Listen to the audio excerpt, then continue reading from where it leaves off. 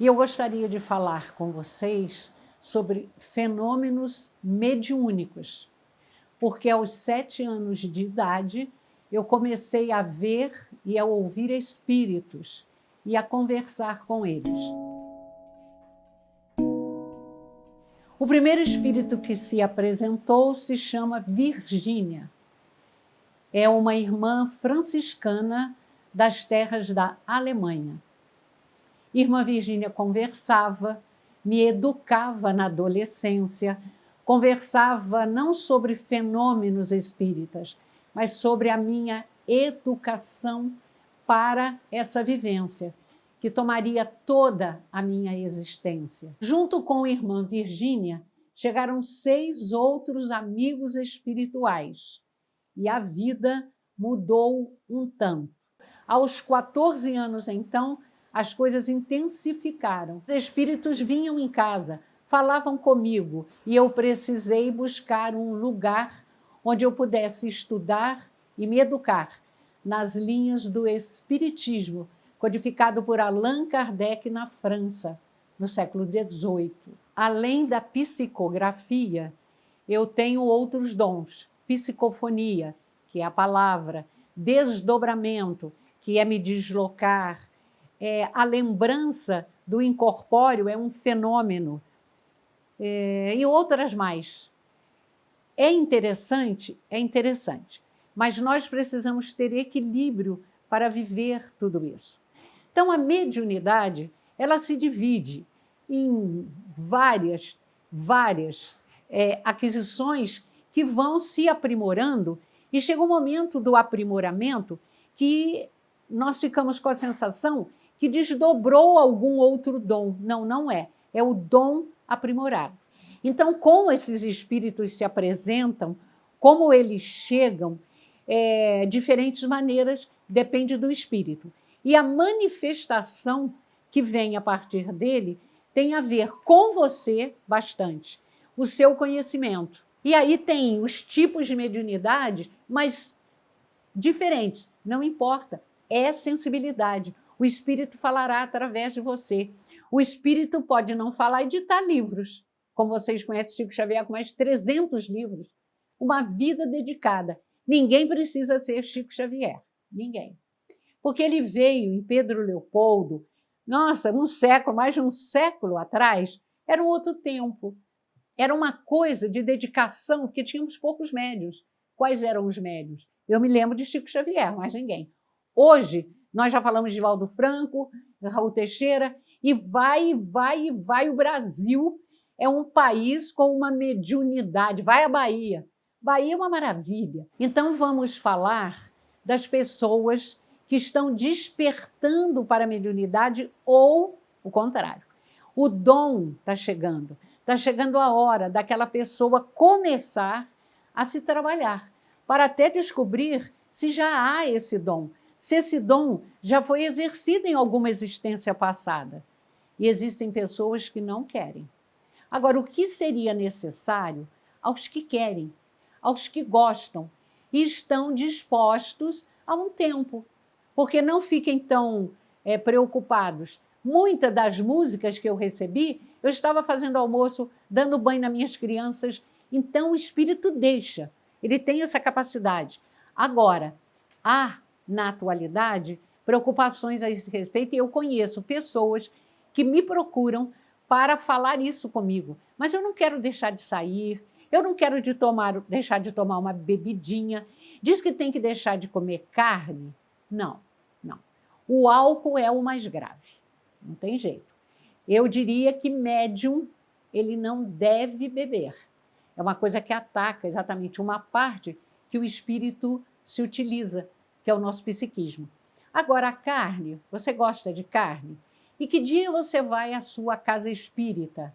Ou o seu local de trabalho? Ah, eu vou segunda-feira. Então, você coma uma carne mais leve, uma carne branca, como se fala, no domingo. E segunda-feira, coma muitos legumes, uma saladona, que é uma delícia. Veja o que você pode comer, tomar um caldo de legumes, mas no dia de trabalho, principalmente quando envolve receber um espírito que estará intimamente em você, a carne há que ser evitada, mesmo a carne branca. Então, essa preocupação, esse temor de que a vida tenha que mudar demais, eu não posso comer direito, eu não posso sair, não posso ir à praia, não posso botar biquíni. Não, não. Os amigos espirituais, o que eles nos pedem é equilíbrio. Tudo na vida, tudo é aquisição. Contudo, você não ganha um apartamento. Você trabalha, parcela o apartamento e tem um apartamento. Nada é de graça.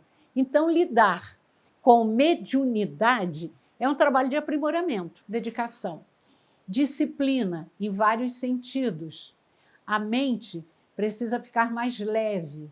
As palavras, o comportamento de quem vai lidar com espíritos que são mais elevados do que nós temos que ter um padrão de comportamento. É muito importante para mim falar sobre como você se alimenta, o que você fala, o que você pensa.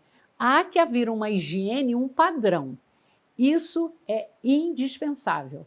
E vocês devem conhecer histórias de médiuns que começaram muito bem e não conseguiram completar aquela jornada, que pode durar 30 anos, 40, depende. O espírito, ele tem responsabilidades até em outros países. E pode acontecer que irmã Virgínia chegue um dia e diga: agora eu estou indo para tal lugar. Isso pode acontecer.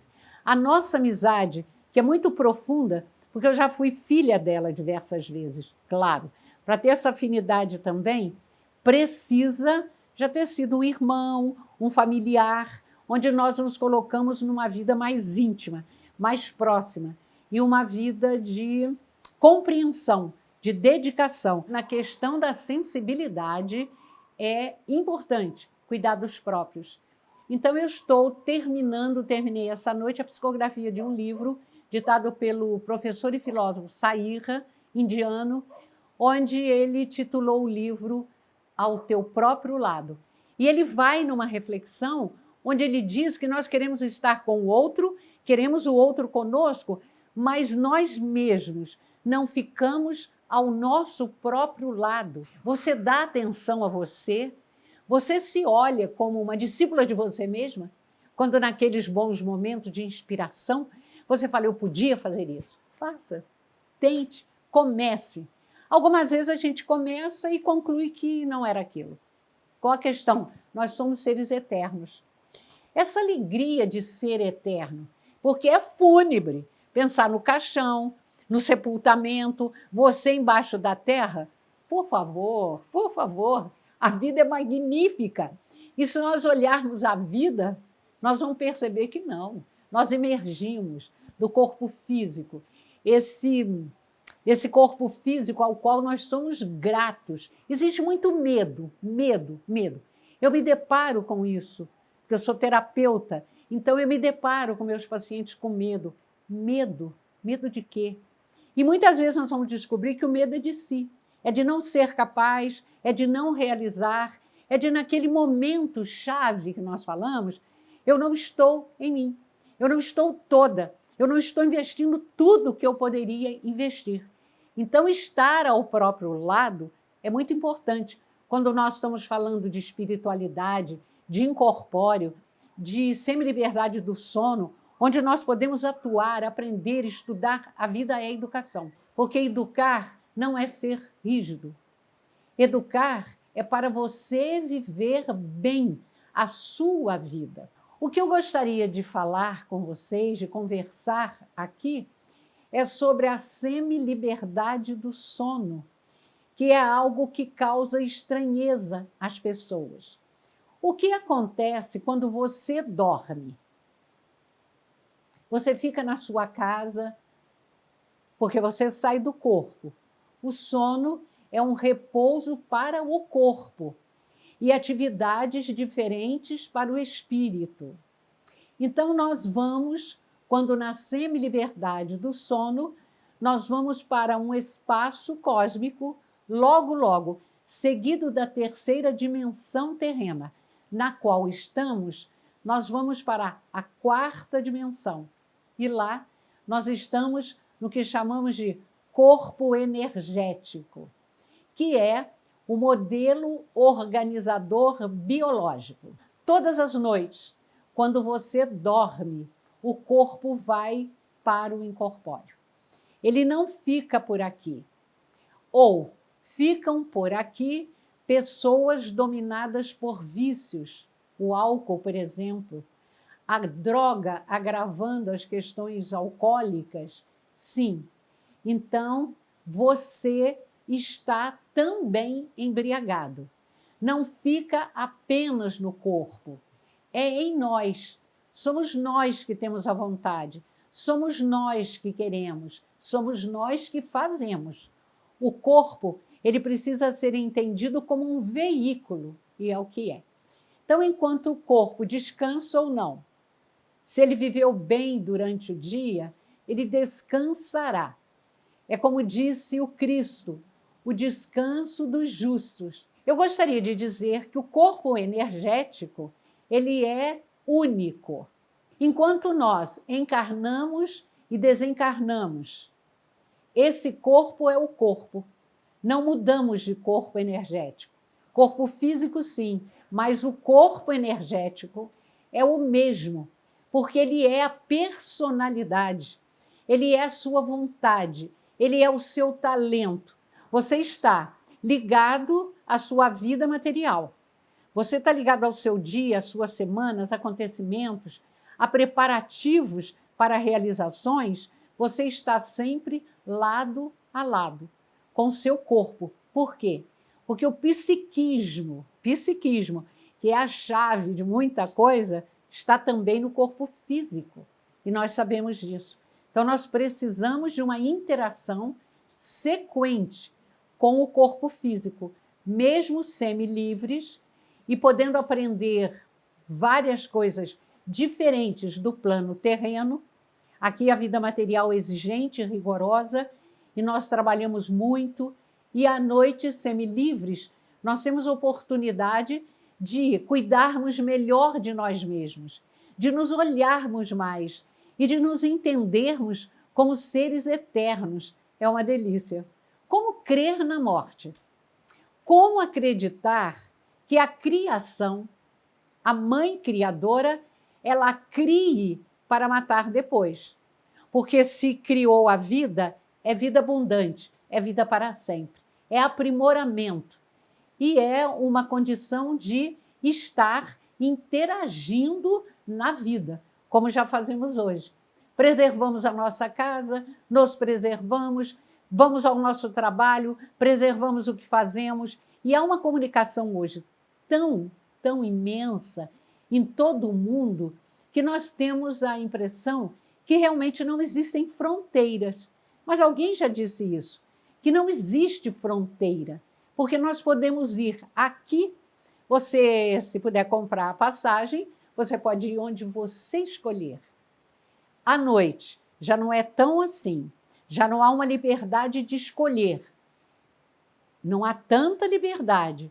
A sua escolha tem que seguir um critério, o da educação. O que você queira ver, o que você queira fazer, é para você aprender, para você crescer, ainda que seja as gargalhadas. O que pode ser melhor do que sorrir? Talvez vocês me digam, dormir. Olha, o melhor de tudo, é viver. E é procurar viver bem. É qualidade de vida. À noite, quando perdemos o sono, o que é que você faz, por exemplo?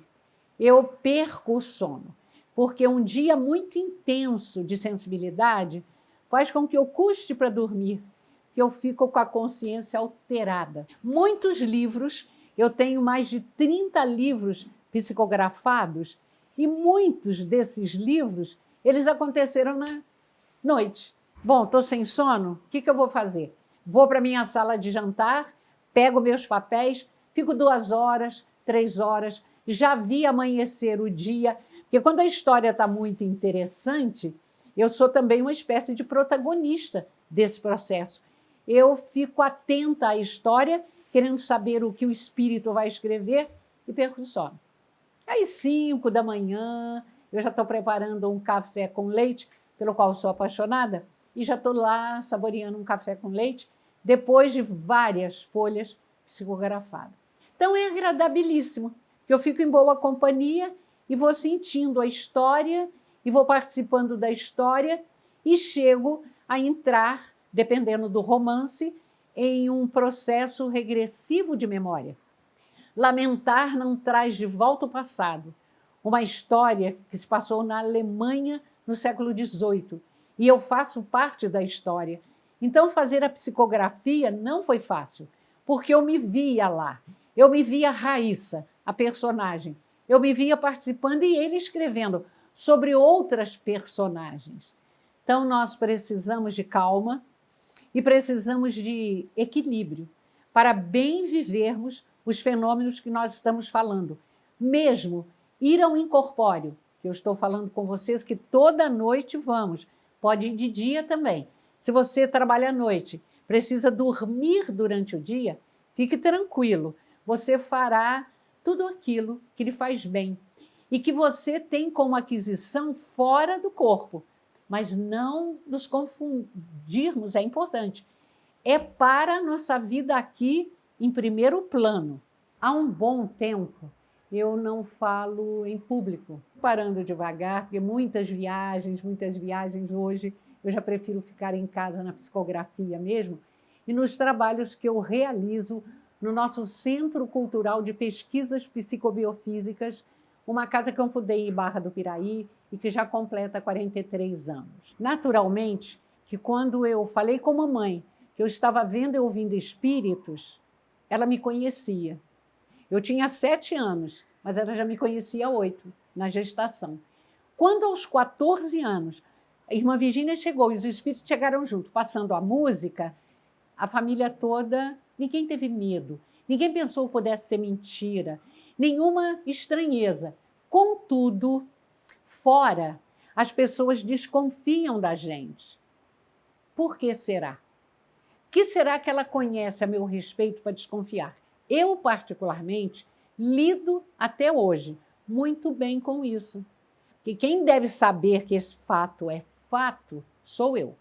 Felizmente, no meu caso, eu recebo música de 7 espíritos diferentes, como eu já falei. Livros de diversos espíritos. Então, eles estão lá, na livraria da Pousada de Francisco, dispostos lá, e são vendidos pelos distribuidores de livros espíritas no Brasil. Então, eu fico muito tranquila se a pessoa desconfiar. Eu lamento, porque não acredito em acaso. Eu acho que todo encontro acaba sendo um encontro planejado. O que será que eu teria que aprender com aquele médium? O que eu deveria observar na sensibilidade dele? Será que eu tenho alguma sensibilidade também? A rejeição causa prejuízo, seja em qualquer aspecto. Rejeitou é medo. Ou desinteresse, o que não é elegante. Né? A gente ter respeito pela obra de uma pessoa, pelo gosto dela e deixá-la falar é uma coisa importante na nossa vida. Eu quero me despedir, quero agradecer aos que se envolvem, porque eu não tenho dúvida nenhuma que a aceitação, a simpatia ou a possível reflexão me deixa feliz, é força. É mais uma realização humana envolvendo o elemento espiritual que existe para todos nós. Mesmo você não acreditando, lembra, a Igreja Católica diz que você tem um anjo da guarda, e temos. E precisamos, nos dias atuais, nosso filho sai para a escola, nosso filho sai à noite para encontrar amigos, e nós fazemos uma Ave Maria. Ou nós olhamos para cima e dizemos, meu Deus, cuide dos meus filhos, cuide da minha gente. Chegamos a esse ponto. Muito obrigada. Encontrar e reencontrar pessoas é uma das grandes bênçãos da vida. E eu não sou privilegiada, mas no trabalho a espiritualidade me concedeu isso. Graças.